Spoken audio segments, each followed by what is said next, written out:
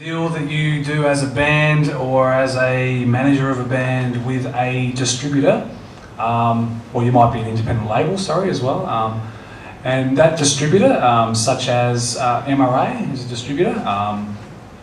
There's quite a few distributors in Australia, a few independents, but MRA is the most prominent distributor here in Queensland. The deal with a distributor should be based around that distributor helping you get your product into retail stores in the areas that your band is active in. And I'll let MRA talk a little bit more about that, which is an important factor. That distribution deal should be structured in such a way that the distributor gets a percentage and you get a percentage. You should get, as an artist or manager or label, should get the greater percentage of that particular deal because you are doing the majority of the work. The distributor should get a certain percentage. It should be less than yours because they do not quite as much work as you, depending on how much work you do. That's open to suggestion. Get a lawyer, get some advice.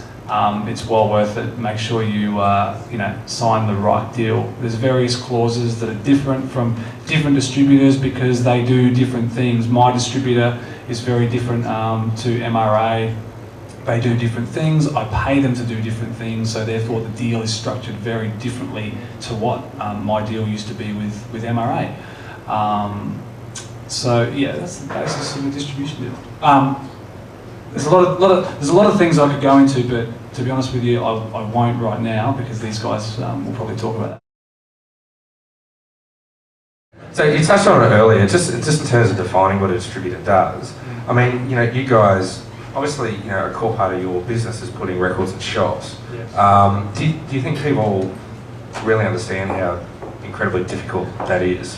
Yeah, I mean, there's hundreds and hundreds of releases each month that go out to retail from many different companies like majors, independents, and other companies. So you are competing for shelf space. That's basically all retailers think about it as their shelf space. You've got to have something for them to want to put you on a shelf, because if it's not you, it's another album or another EP or whatever that they know can sell. So unless you're confident and the record company or the label is confident that or the retailer is confident that you're going to sell through, then they're not even going to order it in. So basically, there's different types of. When you say sell through, what does that mean?